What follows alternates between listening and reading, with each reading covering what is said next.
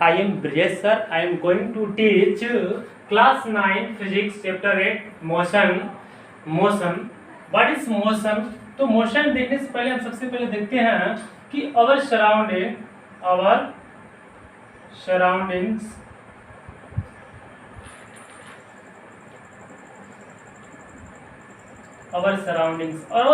का मतलब होता है, इट मीन्स हमारे आसपास नेचर होता है।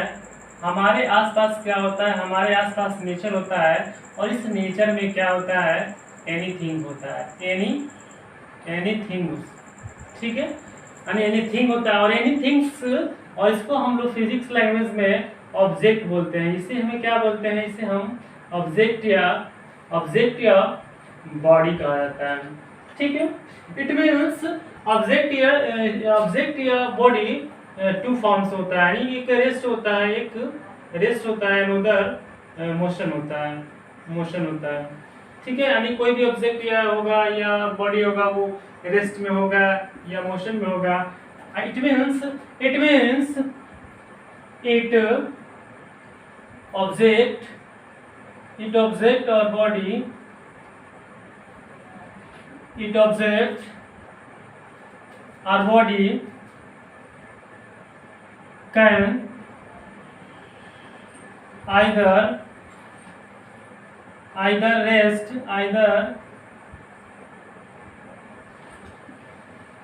either rest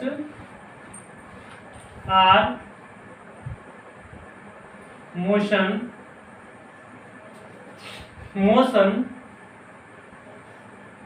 but it does not। कहने का मतलब है कि जब हम अपने चारों तरफ देखते हैं तो नेचर दिखता है, उस नेचर में एनी थिंग्स होते हैं और एनी थिंग्स फिजिक्स लैंग्वेज में इसको ऑब्जेक्ट या बॉडी कहा जाता है। ये ऑब्जेक्ट या बॉडी हमारा रेस्ट या मोशन में होता है, पर ऐसा नहीं होता है। इट मीन्स इट ऑब्जेक्ट या बॉडी कैन आइदर रेस्ट और motion but it does not. कहने का मतलब ये है कि जो हमारा ऑब्जेक्ट है ना, ऑब्जेक्ट या जो हमारा वो बॉडी है, या तो रेस्ट स्टेट में होता है या तो मोशन स्टेट में होता है, पर ऐसा नहीं होता है। बट इट डज नॉट, पर ऐसा नहीं होता है, ठीक है। एंड इट मींस पर ऐसा नहीं होता है, तो फिर क्या होता है?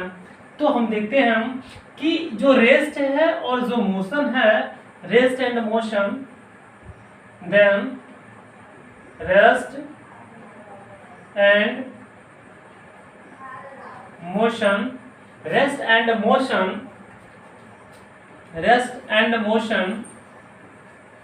are always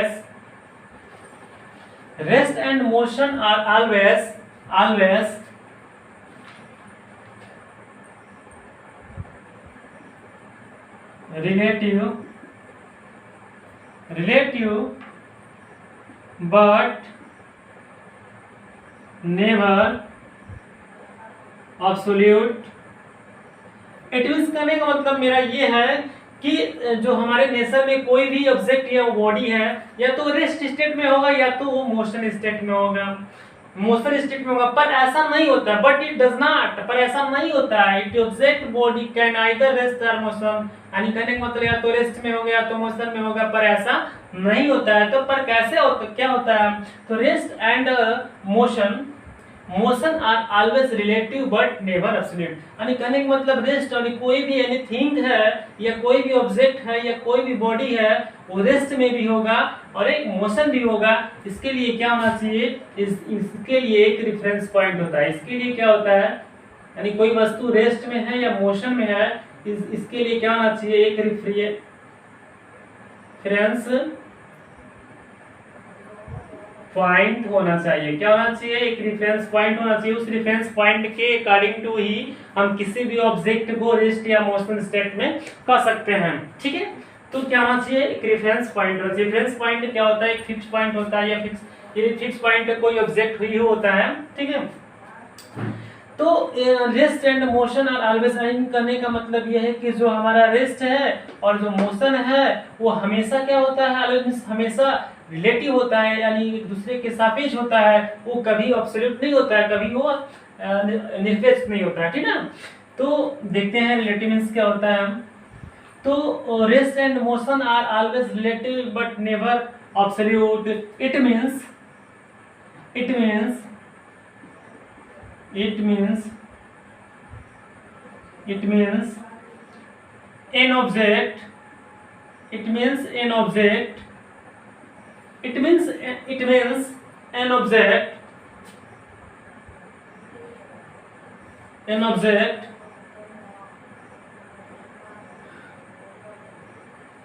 one situation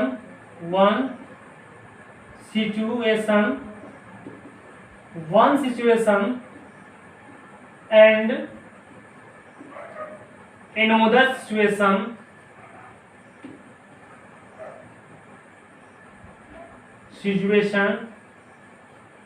I mean कहने का मतलब है कि जो रिलेटिव का मतलब क्या होता है, तो रिलेटिव का मतलब क्या होता है कि मान लीजिए कि एक ऑब्जेक्ट है, वो एक सिचुएशन है और दूसरा सिचुएशन है, तो one situation at rest, one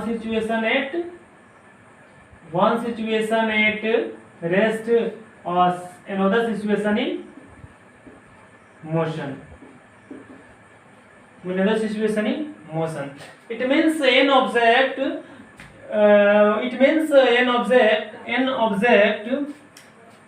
One situation can be at rest,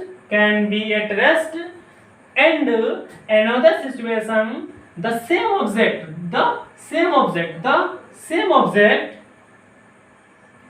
object in motion can be in motion. यानी कहने का मतलब है कि ये कोई वस्तु है, एक कोई ऑब्जेक्ट है, वो सिचुएशन में यानी ये कंडीशन में यानी कि सिचुएशन में एक परिस्थिति में वो क्या हो सकता है, रेस्ट में भी हो सकता है और दूसरे परिस्थिति में वो मोशन में भी हो सकता है. It means an object one situation can be at rest and another situation the same object can be in motion. For example देखने से पहले इसको एक बार रिपीट कर दे रहे हैं, ठीक है. और सराउंडिंग्स का मतलब हमारे जो आसपास है वो क्या है, नेचर है. उस नेचर में एनीथिंग्स होता है और जो हमारा एनीथिंग्स है वो एनीथिंग्स हमारे फिजिक्स लैंग्वेज में इसको ऑब्जेक्ट या बॉडी के कहते हैं हम लोग. It is known as anything is known as object of body in physics language. और ये ऑब्जेक्ट या बॉडी जो होता है या तो रेस्ट में होगा, एट रेस्ट में होगा या तो इन मोशन में होता है. रेस्ट किसे कहते हैं, ठीक है. रेस्ट किसे कहते हैं, यहाँ पे दिया हुआ है कि रेस्ट क्या होता है और मोशन क्या होता है. तो इफ ए बॉडी इसको बॉडी बोलते हैं ना, इसको बॉडी बोला जाता है. If a body does not change its position with respect to time, so it is said to be at rest. And if a body change its position with respect to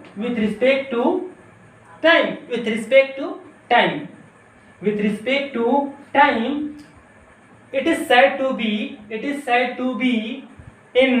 is said to be in motion.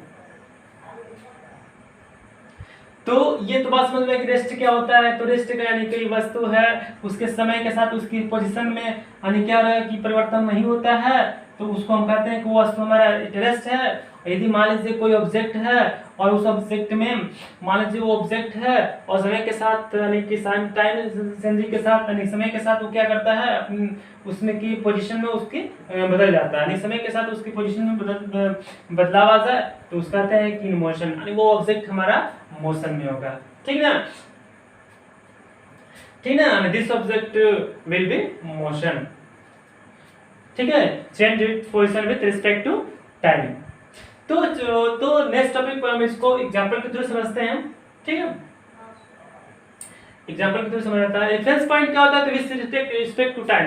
यानी जो कहने का मतलब है ना कि ये with respect बताता है, किसके सापेक्ष बताता है रेफरेंस पॉइंट. ये रेफरेंस पॉइंट कोई ऑब्जेक्ट हो सकता है या एनीथिंग हो सकता है. ये ऑब्जेक्ट भी हो सकता है, बॉडी हो सकता है, एनीथिंग. यानी रेफरेंस पॉइंट हमारे कोई ऑब्जेक्ट ही होता है या बॉडी होता है या एनीथिंग होता है. ठीक है. तो फॉर एग्जाम्पल इसको एग्जाम्पल्स के थ्रू समझते हैं कि कोई मान लीजिए हमने ऑब्जेक्ट लिया है, वो कैसे वन सिचुएशन में रेस्ट स्टेट में है और कैसे अनदर सिचुएशन में वो मोशन स्टेट में, इसको हम लोग एग्जाम्पल के थ्रू समझते हैं। तो इसको हम जस्टिफाई करते हैं, ठीक है।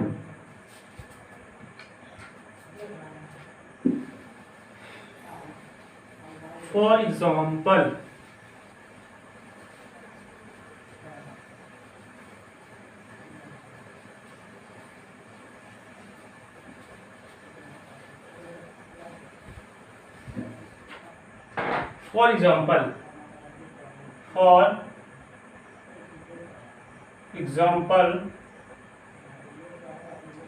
for example and one situation में कैसे हमारे कोई ऑब्जेक्ट है वो रेस्ट में है और अनदर सिचुएशन में कैसे वो वही ऑब्जेक्ट और सेम ऑब्जेक्ट क्या है इन मोशन में है। तो इसको फॉर एग्जांपल के थ्रू समझ देंगे हम लोग कैसे इसको वही ऑब्जेक्ट वही ऑब्जेक्ट मोशन में है और रेस्ट में है। तो जिससे मान लीजिए फॉर एग्जांपल ये मूविंग ट्रेन, व्हाट इज ये क्या है, ये मूविंग ट्रेन है, ये क्या है हमारा मूविंग ट्रेन है, ये मूविंग ट्रेन है, ये इसके व्हील्स हैं, ये मूविंग ट्रेन है, ये सरफेस पे क्या बोलते हैं इसको ट्रैक बोलते हैं ना, ये ट्रैक पे क्या कर रहा है, मान लीजिए ट्रैक पे मूव कर रहा है, तो ये क्या है मूविंग ट्रेन है, ये क्या है आपका मूविंग ट्रेन है। और ये प्लेटफॉर्म है, ये क्या है, ये प्लेटफॉर्म है, ये आपका प्लेटफॉर्म है, ये मूविंग ट्रेन है, ये क्या है मूविंग ट्रेन है। और इसमें एक पर्सन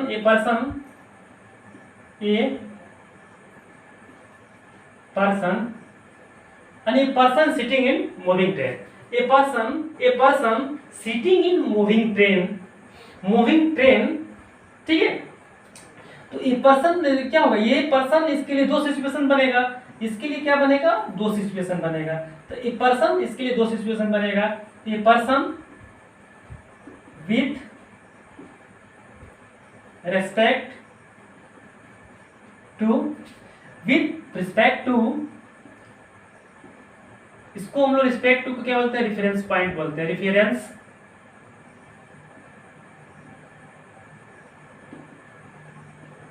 रेफरेंस पॉइंट इसको आता है, ठीक है। तो a person is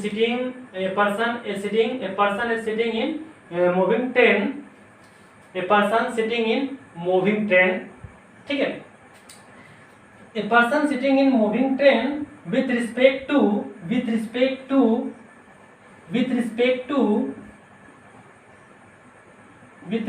to train and platform.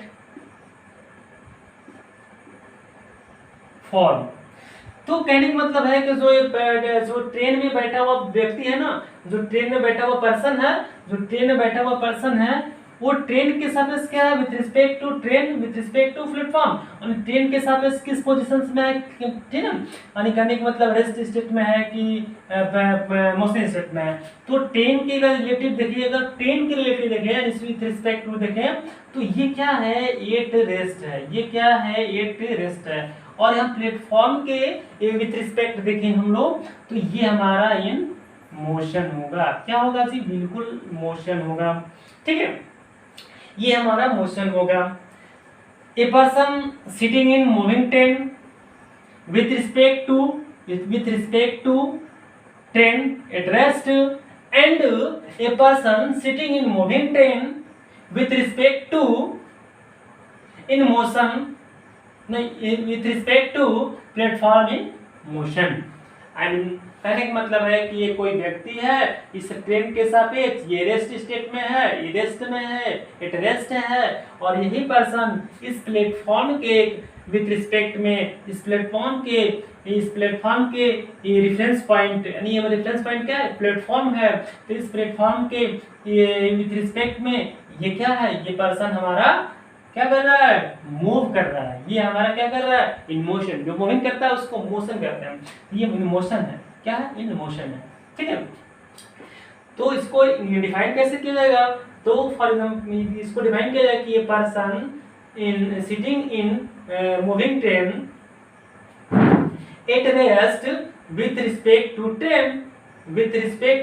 Train but but but in motion with respect to platform। फिर इसको रिपीट कर देते हैं, repeat again. A person sitting in moving train at rest with respect to train। आणि person train के सर्विस क्या है, ये रेस्ट में and but in motion with respect to platform.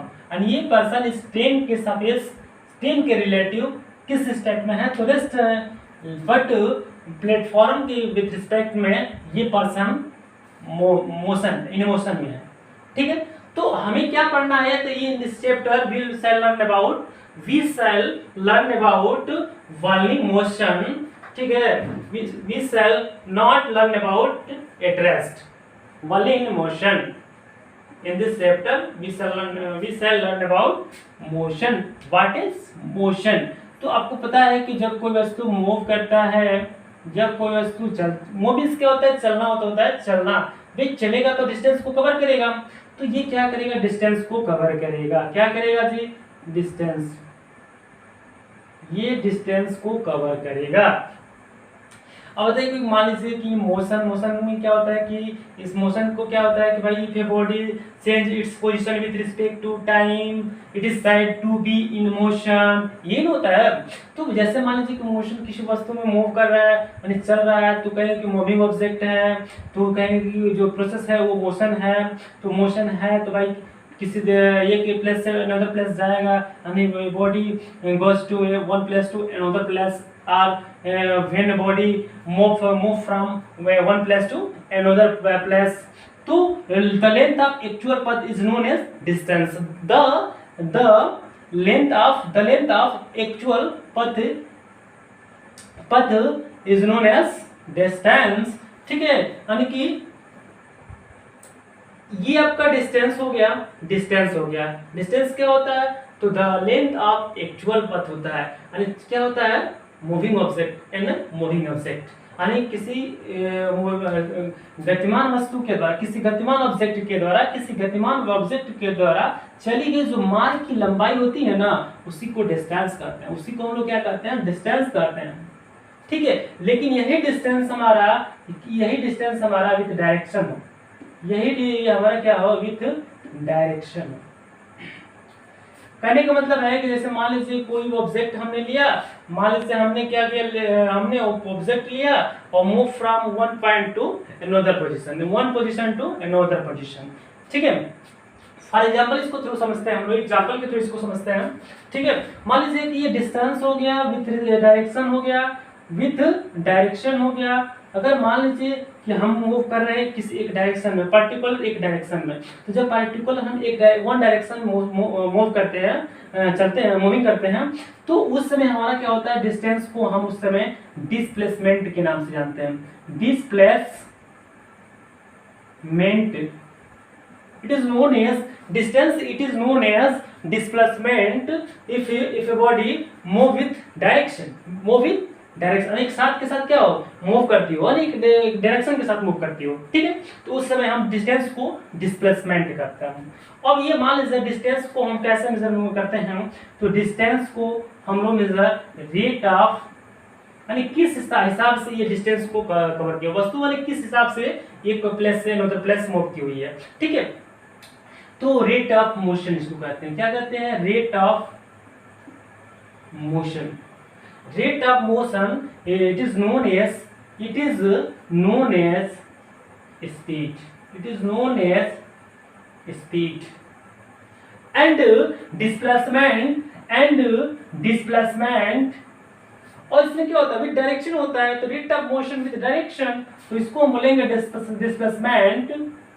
Displacement का हम लोग मेजर कैसे करते हैं, तो डिस्प्लेसमेंट का हम लोग मेजर रेट of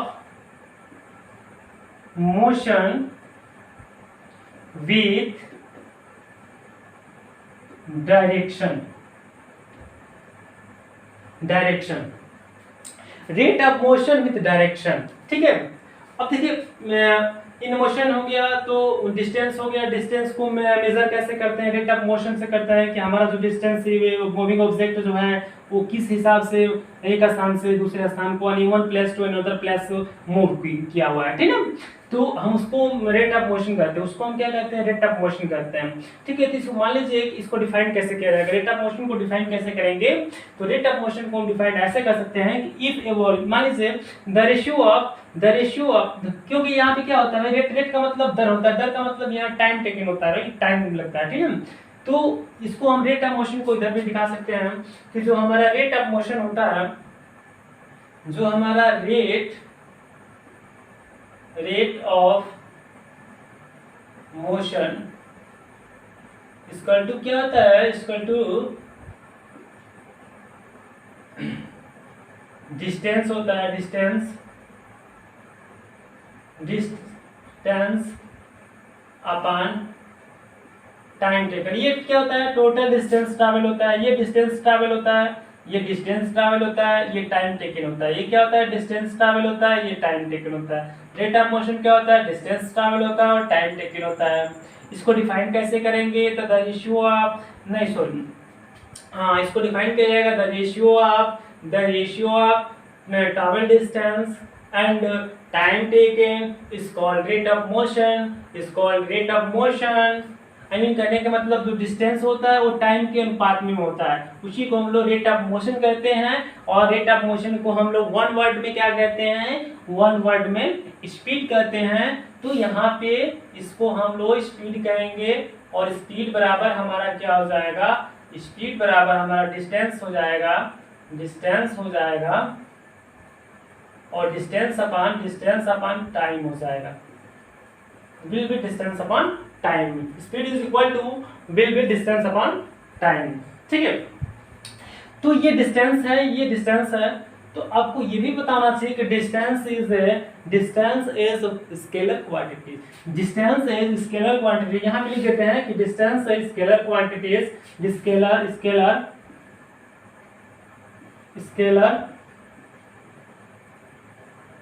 क्वांटिटीज, यानी कि distance is scalar quantities. Scalar quantity means it has only magnitude, it has no direction, और distance is displacement is vector quantities,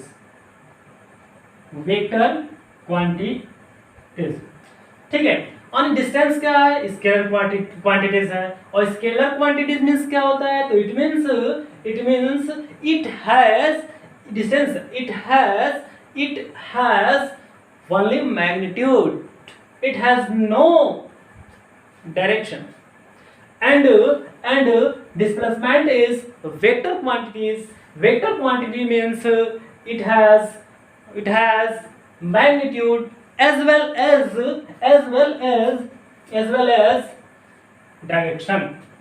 as direction, ठीक है। इसका मतलब समझ कहने का मतलब है ना कि हमारा जो डिस्टेंस होता है स्केलर क्वांटिटी जो होता है, और इसके पास सिर्फ डायरेक्शन होता है, इसके पास सिर्फ मैग्नीट्यूड होता है, परिमाण होता है, इसके पास कोई डायरेक्शन नहीं होता है। और डिस्प्लेसमेंट क्या होता है कि ये इसकी वेक्टर क्वांटिटी होता है, यानी कि ये सदिश होता है, सहित होता है, डिस मींस दिशा, यानी इसके पास दिशा होता है, ठीक है।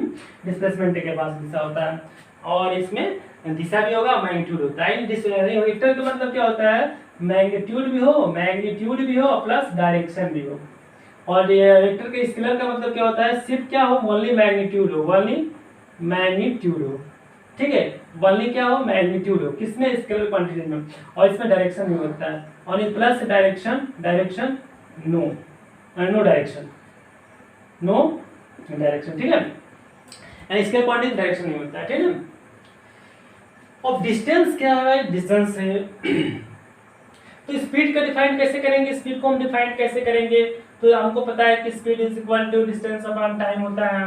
तो डिस्टेंस क्या होता है भाई, कवर डिस्टेंस का होता है एक पॉइंट, यानी कि when object move from one place to another place, या one position to another position, ठीक है। तो ये अब क्या होता है, ये डिस्टेंस हो गया, टाइम हो गया। डिस्टेंस को हम लोग distance is denoted S, distance को एस से डिनोट करते हैं और टाइम को टी से डिनोट करते हैं। तो स्पीड इक्वल टू हो जाएगा एस अपॉन टी हो जाएगा, एस अपॉन टी हो जाएगा। एस का एसआई यूनिट क्या हो जाएगा, डिस्टेंस का एसआई यूनिट क्या होगा, तो distance SI unit of distance, SI unit of distance metre, और टाइम एसआई यूनिट सेकेंड। तो इसका स्पीड का एसआई यूनिट क्या हो जाएगा, मीटर पर सेकेंड हो जाएगा, क्योंकि डिस्टेंस का SI unit distance is scalar quantity and its SI unit is metre, and time is scalar quantities, time is scalar quantity and its SI unit is S. SI unit क्या होता है, आप लोग पता ही है एसआई यूनिट क्या होता है। टोटल एसआई यूनिट में हम लोग 60 यूनिट माना गया, 7 फिजिकल क्वांटिटीज होता है, और उन 7 फिजिकल क्वांटिटीज को मेजर करने के लिए हम 7 यूनिट बनाया गया हो, ठीक है। तो हम लोग यूनिट के बारे में नहीं पढ़ेंगे जी। और एसआई यूनिट को अपनाया गया था, तो आपको ये भी पता है कि एसआई यूनिट को 1971 में पूरे विश्व में अपनाया गया था, 1971 में इसको अपनाया गया था, ठीक है। 1971 में पूरे वर्ल्ड में इसको अपनाया गया था। किसको, एसआई यूनिट को अपनाया गया था, एसआई यूनिट। तो ये स्पीड हो गया। अब हम स्पीड हो गया। अब हम लोग देखेंगे डिस्टेंस और डिस्प्लेसमेंट के बारे में, क्योंकि यहाँ पे डिस्टेंस है और डिस्प्लेसमेंट है। और यहाँ पे एक भी और चीज आता है कि टाइप्स ऑफ स्पीड। यहाँ पे क्या आता है जी, टाइप्स ऑफ स्पीड। अच्छा, इसको डिफाइन नहीं किया है, चलो ठीक है, डिफाइन कर देते हैं। स्पीड क्या होता है, तो speed of an object, speed of an object travel distance by time per unit, यानी एकांक समय में, यानी कहने मतलब कि एकांक समय में चली गई डिस्टेंस को स्पीड करते हैं, एकांक टाइम या यूनिट टाइम में, टाइम पर यूनिट, ठीक है। इसका मतलब कि एकांक समय में चली गई डिस्टेंस को स्पीड करते हैं। और speed of an object travel distance by time per unit. तो अब यहां से देखेंगे हम लोग speed, types of speed, types of speed. There are 4 types of speed। आपका पहला कौन सा होता है, There are 4 types of speed। पहला आपका हो जाएगा types of speed. First type आपका हो जाता है यूनिफॉर्म स्पीड, यूनिफॉर्म। और यहाँ से ये इस बात को भी ध्यान दीजिएगा कि जो मोशन होता है वो भी हमारा क्या होता है, वो भी हमारा यूनिफॉर्म मोशन होता है, यूनिफॉर्म। और यहाँ पे मोशन होता है नॉन यूनिफॉर्म मोशन।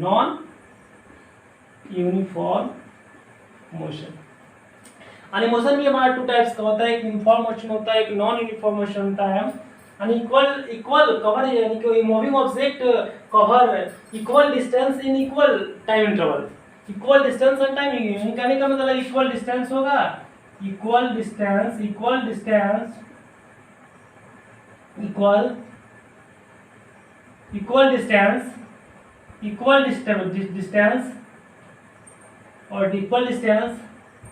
और टाइम भी क्या होगा, इक्वल टाइम इंटरवल होगा। इसको फॉर एग्जांपल के थ्रू समझ सकते हैं, इसको एग्जांपल भी समझा जाएगा। तो यूनिफॉर्म मोशन क्या होता है, जैसे मान लीजिए कि हमें when object move from when an object move from A to B. हम मान लीजिए कि हमने क्या किया, एक ऑब्जेक्ट को लिया और वो मूव करती है कहाँ से, तो प्लेस ए से प्लेस बी को मूव करती है। तो प्लेस ए से बी को मूव करती है, तो मान लीजिए कि टोटल डिस्टेंस हमारा 10 किलोमीटर का है। टोटल डिस्टेंस हमारा कितना है, 10 किलोमीटर। और मान लीजिए कि आएगी तो भी 10 किलोमीटर, और टाइम लगता है इसको मान लीजिए 1 आवर लगता है। कितना लगता है, 1 आवर। तो इसको आने में भी कितना समय लगेगा, जितने जाने में इसको टाइम लगेगा उतना ही आने में भी टाइम लगेगा, ठीक है। इस प्रकार के हम स्पीड को यूनिफॉर्म स्पीड कहते हैं। यानी जितना जाने में समय लगे उतने ही डिस्टेंस को कवर करने में इक्वल डिस्टेंस हुआ कि नहीं हुआ। यानी 10-10 किलोमीटर हमारी वस्तु मूव हुई है एक प्लेस से अनदर प्लेस, और अनदर प्लेस से उसी प्लेस पे यानी सेम प्लेस पे क्या हुई है, फिर उतने टाइम में बैक हुई है। ठीक है, तो कैसे कहेंगे, when a body move from equal distance, ठीक ना, equal distance and equal time interval, it is known as uniform motion, it is known as uniform speed. समान समय अंतराल में समान डिस्टेंस को कवर करे, उस प्रकार के स्पीड को हम लोग यूनिफॉर्म स्पीड कहते हैं, ठीक है। तो when a moving object cover equal distance in equal time interval, it is said to be uniform speed, ठीक इसी प्रकार से मान लीजिए let a from A to B 10 kilometre, और B to A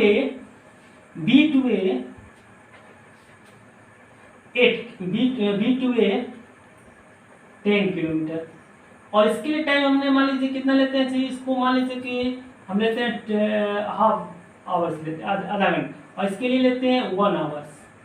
ठीक है, तो यहाँ पे हमने क्या किया कि भैया फ्रॉम ए टू बी, यानी ए से हमको बी तक जाने में टाइम कितना लगता है, ए से बी तक जाने में हमें आधे घंटे की टाइम लगती है, यानी कि हाफ आवर्स लगता है, 1/2 आवर्स लगता है, यानी कि आधा टाइम लगता है, 1 घंटे का आधा, और उसके बाद 1 आवर्स का आधा लगता है, और इस चीज को आने में हमें पूरा 1 आवर लगता है। यहाँ पे टाइम क्या है, यहाँ पे हमारा टाइम क्या है, यहाँ पे टाइम यहाँ पे हमारा अनइक्वल टाइम है, यहाँ पे हमारा क्या है, अनइक्वल है, यानी कि क्या है, हमारा टाइम अनइक्वल है, और यहाँ पे हमारा टाइम क्या है, यहाँ पे टाइम हमारा इक्वल टाइम इंटरवल है, इक्वल टाइम इंटरवल। तो द मूविंग ऑब्जेक्ट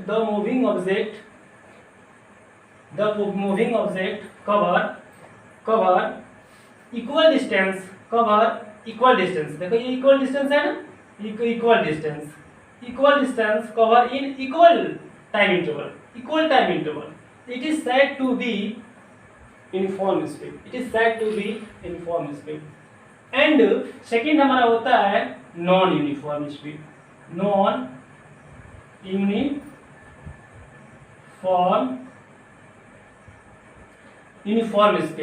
तो इसमें क्या होता है कि द मूविंग ऑब्जेक्ट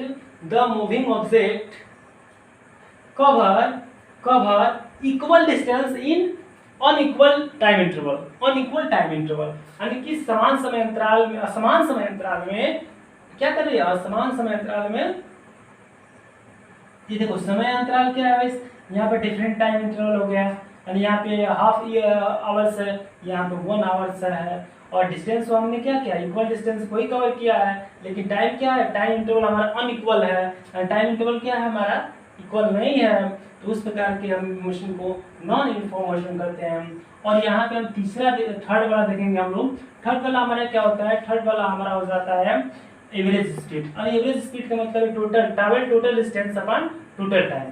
ये हमारा क्या हो जाएगा, यानी moving object travel total distance upon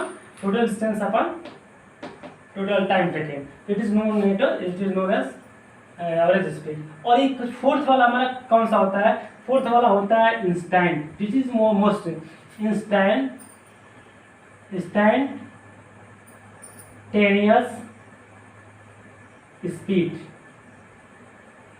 ये क्या होता है, फोर्थ वाला हमारा होता है टाइप्स ऑफ स्पीड क्या होता है, there are 4 types of speed, uniform speed, non uniform speed, और थर्ड होता है आपका एवरेज स्पीड, और फोर्थ वाला होता है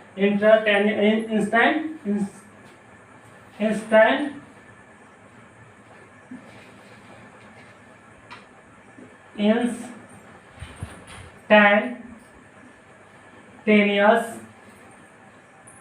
स्पीड। देखिए अब फेयर लवली आप देखे होंगे तो उस पर लिखा रहता है इंस्टेंट ग्लो, उस पर क्या लिखा रहता है, फेयर लवली पे लिखा रहता है इंस्टेंट ग्लो। और इंस्टेंट ग्लो का मतलब होता है कि जब फेयर लवली आप यूज करोगे तो उसका जो ग्लो होगा, उसकी जो चमक होगी कुछ समय के लिए ही होता है, क्योंकि जब तक उसका असर रहेगा तभी तक रहेगा।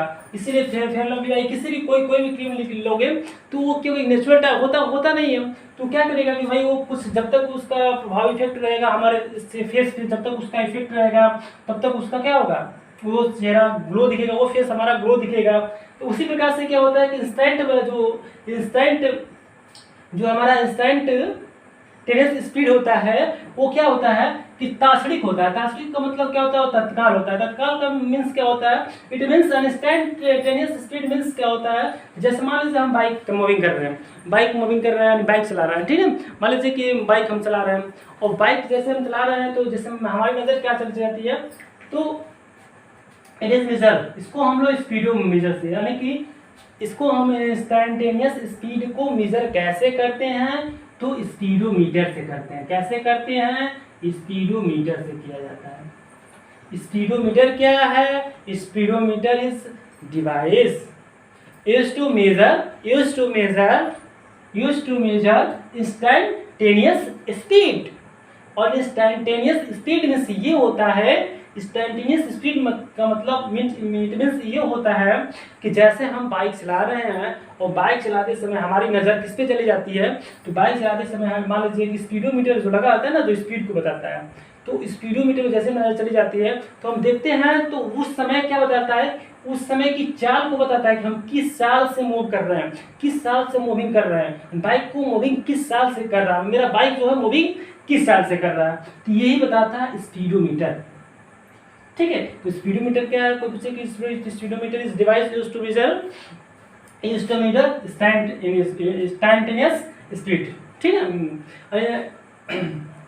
तो तत्काल बताता है, उस समय के स्पीड को बताता है कि हम जिस समय हमारी नज़र उस पर जाती है। ठीक है, और एक यहाँ पे ये भी हम देखेंगे कि जो हमारा डिस्टेंस होता है, डिस्टेंस को मेजर करने के लिए एक डिवाइस को यूज किया जाता है। उस डिवाइस का नाम क्या होता है, तो उस डिवाइस का नाम होता है, तो उस डिवाइस का नाम होता है ओडोमीटर। उस डिवाइस का नाम क्या होता है, उस डिवाइस का नाम हमारा होता है ओडोमीटर।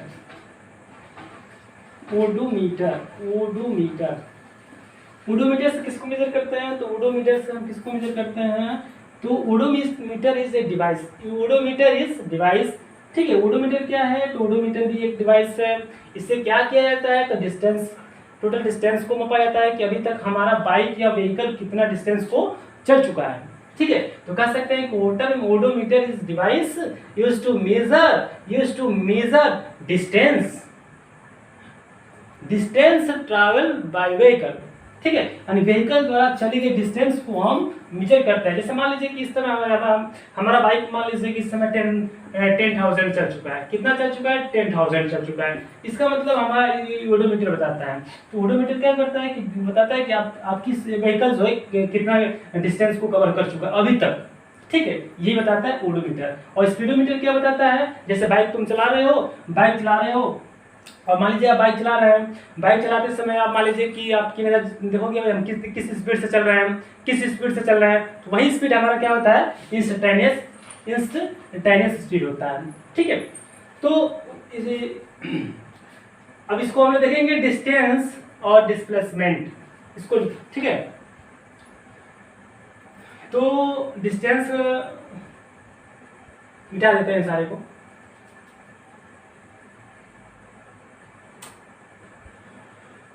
अब यहाँ पे एक चीज जान रही है कि जो rate of motion with direction it is known as, यहाँ पे स्पीड है ना, तो यहाँ पे इसको हम लोग क्या कह सकते हैं, स्पीड विथ डायरेक्शन कर सकते हैं। क्या कर सकते हैं, स्पीड विथ डायरेक्शन। और स्पीड विथ डायरेक्शन को हम लोग वेलोसिटी कहते हैं। क्या कहते हैं जी, वेलोसिटी कहते हैं। वेलोसिटी और वेलोसिटी यानी कहने का मतलब कि जो वेलोसिटी में जो टाइम इंटरवल होता है ना, यानी कि जो टाइम इंटरवल होता है ना, तो उसको हम लोग क्या कहते हैं, एक्सेलरेशन कहते हैं। क्या कहते हैं, एक्सेलरेशन कहते हैं, जिसको हिंदी में त्वरण कहते हैं। इसको वेलोसिटी का मतलब वेग होता है। ठीक है, तो then we move on next तो इसको हम क्या करेंगे कि देखेंगे distance and displacement, different between distance and different.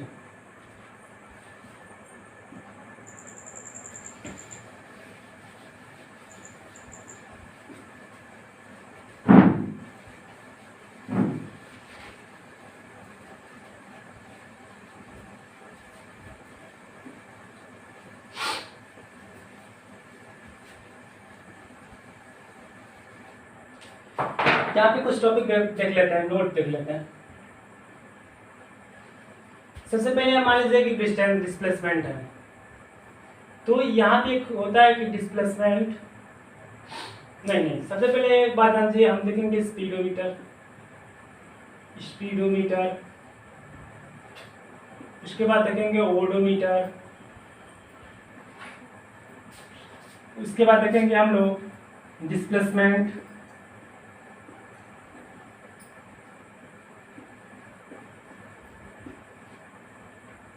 is less than or equal to distance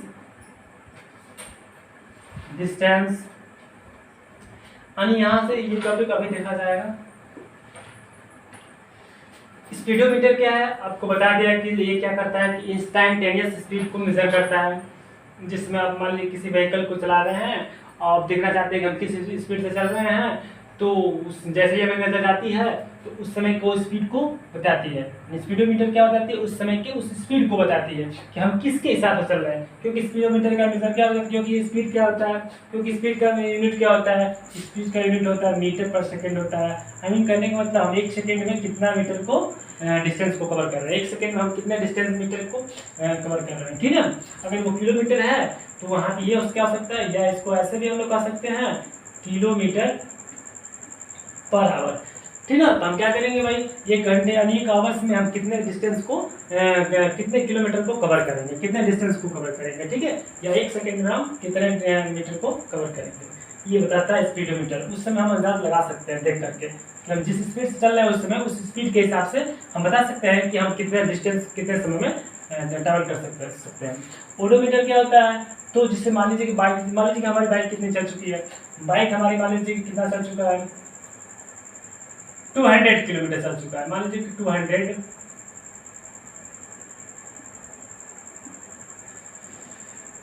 मान लीजिए कि 20 जिसको 2000 करे, 2000 मान लीजिए कि 2000 हमारा बाइक चल चुका है, तो ये क्या करेगा भाई, ओडोमीटर ये बताएगा, ओडोमीटर बताएगा कि आपकी बाइक अभी तक कितना क्या डिस्टेंस को कवर कर चुका है, तो कौन बताएगा, ओडोमीटर बताएगा। और डिस्प्लेसमेंट इज लेस देन और इक्वल टू डिस्टेंस, यानी कहने का मतलब कि डिस्टेंस का डिस्प्लेसमेंट का जो वैल्यू होता है वो हमेशा डिस्टेंस से क्या होता है, या तो कम होगा या तो इसके बराबर होता है।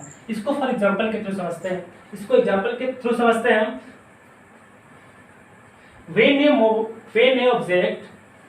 when an object moves from a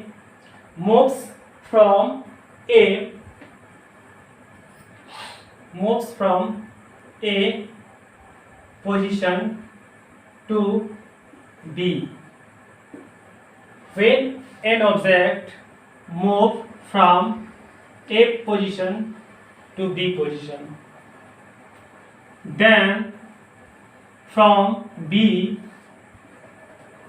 to C position, then find the total distance, then find the total distance, then find the total distance and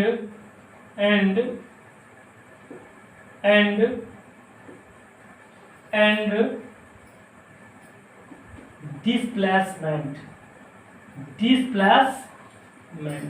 ये होता है टोटल डिस्टेंस क्या होता है, टोटल डिस्टेंस कितना हो जाएगा, लेट दी मान लीजिए 10 किलोमीटर, आपने कितना डिस्टेंस को कवर किया, 10 किलोमीटर डिस्टेंस को कवर किया, और यहाँ पे मान लीजिए कितना, सॉरी 10 किलोमीटर मत मान इसको, मान लो कि ये क्या है 3 किलोमीटर डिस्टेंस को आपने कवर किया, ये कितना है 5 किलोमीटर डिस्टेंस को आपने कवर किया, ठीक है। यानी एक पोजीशन से दूसरे पोजीशन पे जब आप जाते हैं, ये आप जाते हैं तो कितना डिस्टेंस को कवर करते हैं, 3 किलोमीटर डिस्टेंस को कवर करते हैं। और बी पोजीशन से आप सी पोजीशन में जाते हैं तो कितना डिस्टेंस को कवर करते हैं, 5 किलोमीटर डिस्टेंस को कवर करते हैं।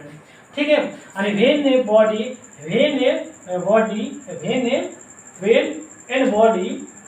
Body moves from A to B and B to C, then find the total distance and displacement। तो टोटल डिस्टेंस क्या हो जाएगा, टोटल डिस्टेंस हो जाएगा 3, क्योंकि डिस्टेंस का डेफिनेशन क्या होता है, डिस्टेंस का डेफिनेशन होता है कि by moving object the length of actual path. यानी कोई गतिमान वस्तु के द्वारा चली गई जो मार्ग की लंबाई होती है ना, उसी को क्या कहते हैं, डिस्टेंस कहते हैं। तो उस डेफिनेशन के अकॉर्डिंग टू क्या हो जाएगा, ये यहाँ से यहाँ तक जाती है, कितना डिस्टेंस हो जाएगा, 3 किलोमीटर हो जाएगा। फिर यहाँ से यहाँ तक आने में डिस्टेंस कितना हो जाएगा, 5 किलोमीटर हो जाएगा। तो ये टोटल कितना डिस्टेंस कवर कर लेगी, 8 किलोमीटर का डिस्टेंस कवर कर लेगा। लेकिन डिस्प्लेसमेंट कैसे पता किया जाएगा, तो डिस्प्लेसमेंट क्या होता है, डिस्प्लेसमेंट इक्वल टू क्या होता है, तो डिस्प्लेसमेंट इक्वल टू होता है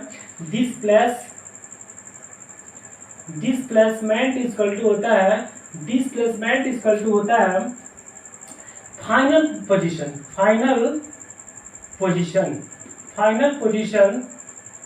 माइनस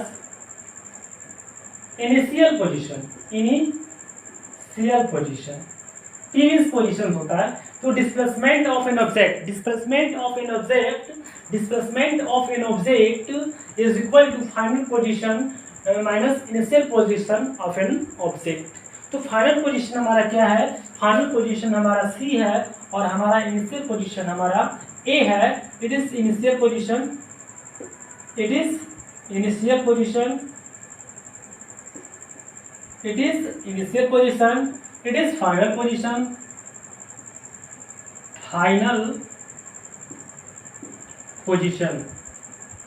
तो ये मान लीजिए कि क्या होता है भाई, ये मिनिमम डिस्टेंस होता है, यानी कवर क्या होता है, ये मिनिमम डिस्टेंस होता है।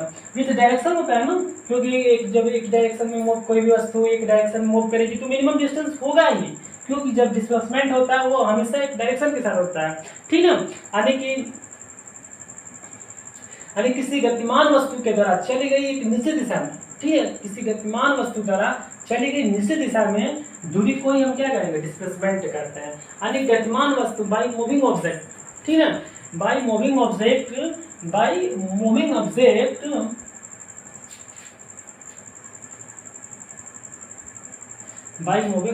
is travel distance with a particular direction, ठीक है, with a particular direction।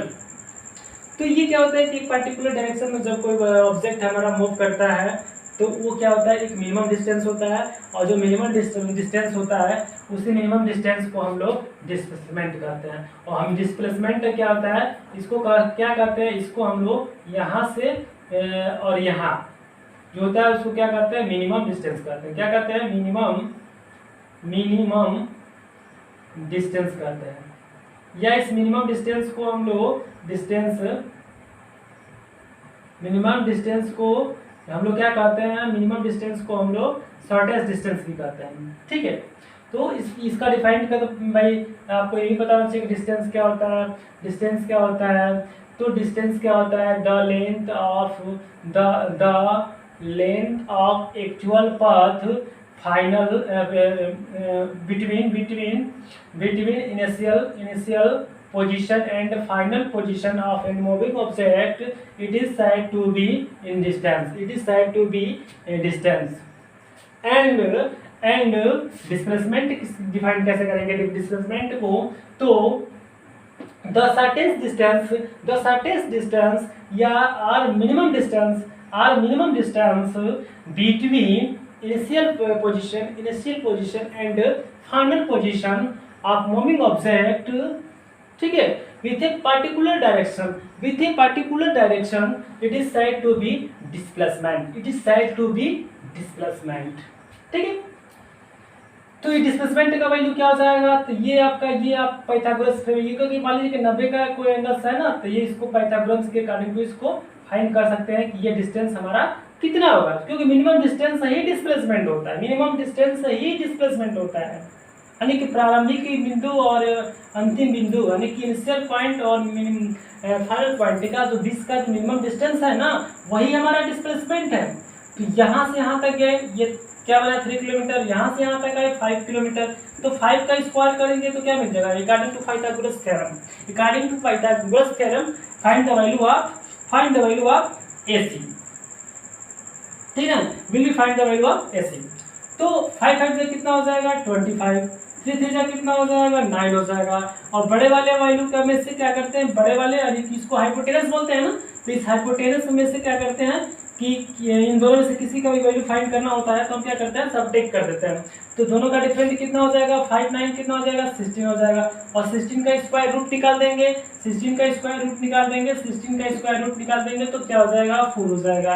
तो दिस वैल्यू इज 4 हो जाएगा, दिस वैल्यू इज 4 किलोमीटर। तो डिस्प्लेसमेंट हमारा कितना हो जाएगा 4 किलोमीटर हो जाएगा। तो यहाँ से हम क्या करेंगे, तो then will be move on next topic, next एक यहाँ से टॉपिक छूट रहा है। कहने का मतलब ये डिस्प्लेसमेंट है जो इज लेस देन और इक्वल टू डिस्टेंस, यानी कभी भी क्या डिस्प्लेसमेंट कम है ना, ये देखो डिस्प्लेसमेंट कम है कि नहीं, जैसे मान लीजिए डिस्टेंस हमने कितना कवर किया 8 किलोमीटर डिस्टेंस को कवर किया, डिस्प्लेसमेंट हमने कितना कवर किया 4 किलोमीटर को डिस्टेंस किया। फॉर अनदर एग्जांपल से अंडरस्टैंड, ठीक है। तो मान लीजिए कि from A to B, from B to A 10 kilometre आएंगे भी तो 10 ही किलोमीटर ना डिस्टेंस को बैक जब आएंगे तो 10 kilometre back to 10 kilometre distance B to from A, अरे फ्रॉम B टू A। तो इसमें क्या हो जाएगा, टोटल डिस्टेंस क्या हो जाएगा, टोटल डिस्टेंस कितना हो जाएगा, टोटल डिस्टेंस हो जाएगा इतना गए और फिर इतना आ गया, तो 10 + 10 कितना हो जाएगा 20 किलोमीटर हो जाएगा।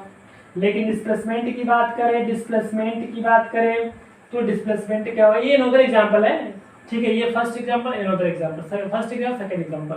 तो डिस्प्लेसमेंट कितना हो जाएगा, तो ये आप डिस्प्लेसमेंट आपका कितना हो जाएगा, तो ये डिस्प्लेसमेंट आपका फाइनल पोजीशन क्या है, फाइनल पोजीशन यही है, ए का डिस्टेंस कितना हो जाएगा 10 हो जाएगा, ठीक है, क्योंकि यहाँ से यहाँ तक गया 10 हो जाएगा और फिर गया क्या ना 10 - 10 यानी क्या हो जाएगा 0 हो जाएगा, यानी क्या आ जाएगा इसका डिस्प्लेसमेंट है इसका 0 हो जाएगा, क्योंकि जहाँ से गया वहीं पे आ जाएगा, तो इसका डिस्प्लेसमेंट क्या हो जाएगा 0 हो जाएगा, ठीक है। तो इससे क्या होता है कि displacement is always is less then और इक्वल टू डिस्टेंस, ठीक है, displacement is always is less then और इक्वल टू डिस्टेंस, यानी कहने का मतलब डिस्प्लेसमेंट हमेशा या तो डिस्टेंस के इक्वल होगा या तो उससे कम ही होता है, ये बात हमेशा ध्यान दीजिएगा, ठीक है। जैसे यहाँ पे भी डिस्टेंस क्या मिला है, 8 किलोमीटर, डिस्प्लेसमेंट क्या मिला है 4 किलोमीटर, तो कम मिला है कि नहीं मिला है। और यहाँ पे मान लीजिए कि डिस्टेंस कितना मिला है 20 किलोमीटर, डिस्प्लेसमेंट कितना मिला है 0 मिला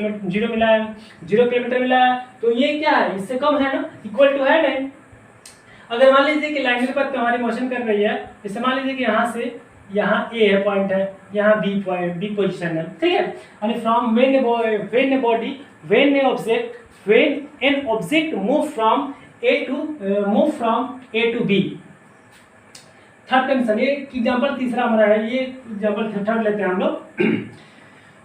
तो यहाँ से यहाँ जाएंगे तो ये क्या होगा, ए से बी तक जाएंगे तो क्या होगा, मान लीजिए कि 10 डिस्टेंस को हमने कवर किया, 10 किलोमीटर डिस्टेंस को कवर किया, हमने कितना डिस्टेंस को कवर किया 10 किलोमीटर डिस्टेंस को कवर किया। तो कहा जाए कि तो find the total distance and displacement. तो यहाँ पे डिस्टेंस कितना हो जाएगा, डिस्टेंस हमारा कितना हो जाएगा, ये हमारा डिस्टेंस 10 किलोमीटर हो जाएगा, डिस्टेंस 10 किलोमीटर,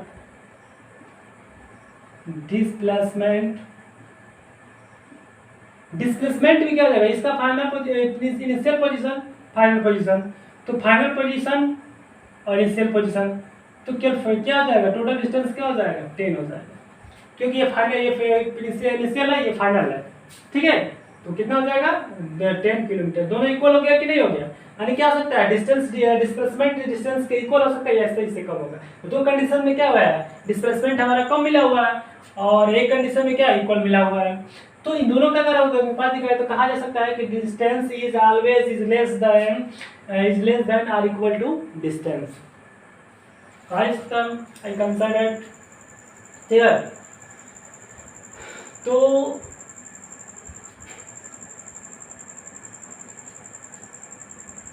यहाँ से एक फार्मूला यहाँ से बनता है, यहाँ से एक फार्मूला ये बनता है कि जो हमारा डिस्प्लेसमेंट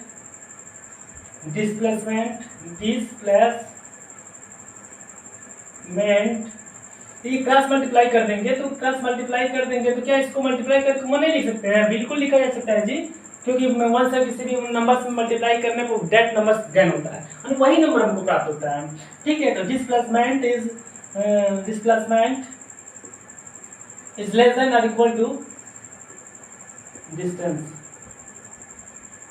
यानी डिस्प्लेसमेंट यानी कि the ratio displacement and distance is less then और इक्वल टू 1, यानी 1 से हमेशा डिस्प्लेसमेंट और डिस्टेंस का मान क्या होगा? कम होगा।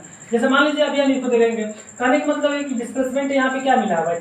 4 किलोमीटर मिला हुआ है और डिस्टेंस कितना मिला हुआ है? 8 किलोमीटर मिला है। तो दोनों का आपस में डिवाइड करेंगे तो क्या मिलेगा? चलो एग्जाम्पल के थ्रू इसको समझते हैं हम।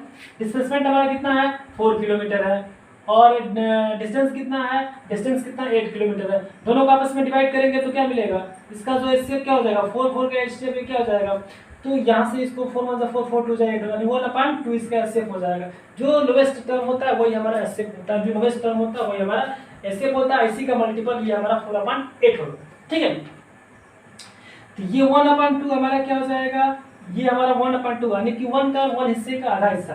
ठीक है, 1 का यानी 1 का 1, ठीक है, 1 का हाफ हो गया इसका मतलब, यानी 1 से क्या हो गया? लेस हो गया कि नहीं हो गया? ठीक उसी प्रकार से किसी का भी ले लो, जैसे मान लीजिए कि ये 10/10 कर देंगे। अगर मान लीजिए कि सेकंड कंडीशन लेते हैं, सेकंड का ये फर्स्ट कंडीशन हो गया, ये सेकंड कंडीशन हो जाता है। सेकंड कंडीशन क्या है? मान लीजिए कि हमारा डिस्प्लेसमेंट 0 है और वो हमारा क्या है? 20 है ना, डिस्टेंस कितना है? 20 है। तो डिवाइड कर देंगे तो क्या मिलेगा? इमेज में। ठीक है, अब उसके बाद हम क्या आते हैं? थर्ड कंडीशन में आता है। थर्ड कंडीशन हमारा क्या है? 1 से ही लेस मिलेगा ना भाई, क्योंकि 0 का मतलब क्या है? डिफाइंड नहीं है जी। 0 का मतलब क्या है? डिफाइंड नहीं है। It is a rational number. अब देखो यहाँ पे थर्ड कंडीशन क्या होता है? थर्ड कंडीशन हमारा होता है डिस्प्लेसमेंट कितना है? 10, डिस्प्लेसमेंट 10 है और डिस्टेंस हमारा कितना है? 10 है। दोनों कट कर देंगे कितना मिल जाएगा? 1 मिल जाएगा, यानी 1 इक्वल हो गया ना। ये दोनों कंडीशन में क्या है? 1 से लेस है, दोनों कंडीशन में 1 से लेस है और थर्ड कंडीशन में इक्वल है। ठीक है, तो यहाँ से ये चीज याद रखिएगा। ठीक है, अब next then will be move on next topic. Next day will be rate velocity. इसमें ये बिल्कुल ये क्या है भाई? ये दोनों कंडीशन में लेस है, 1 से ये लेस है। डिस्टेंस अपन डिस्प्लेसमेंट अपन डिस्टेंस का वैल्यू जो है 2 कंडीशन में क्या है? 1 से लेस है और थर्ड कंडीशन में 1 के इक्वल है, यानी ये इक्वल, एक कंडीशन इक्वल दिया हुआ है। ठीक है, हाँ, मिनिमम डिस्टेंस हमारा डिस्प्लेसमेंट होता है। मिनिमम डिस्टेंस हमारा क्या होता है? डिस्प्लेसमेंट होता है। ठीक है, यानी जो फाइनल पोजीशन और इनिशियल पोजीशन का जो डिफरेंस होता है वही हमारा डिस्प्लेसमेंट होता है। ठीक है, तो that is enough for today. ठीक है, अगले दिन हम लोग देखेंगे क्या? वेलोसिटी के बारे में, कि वेलोसिटी क्या होता है। ठीक है, और इसमें बहुत सारे न्यूमेरिकल्स भी हैं, तो एक्सरसाइज देखे जाए, उसके बाद हम लोग वेलोसिटी के बारे में देखेंगे।